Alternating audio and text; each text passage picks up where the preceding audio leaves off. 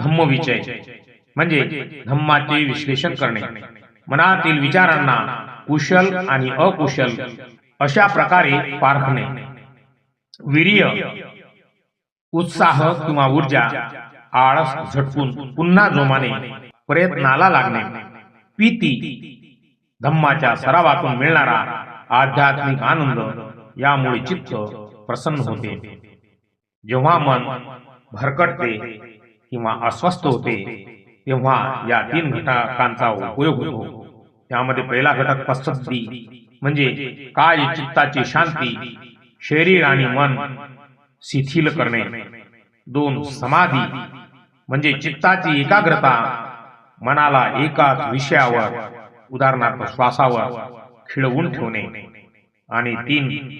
उपेक्षा म्हणजे तटस्थता, सुख किंवा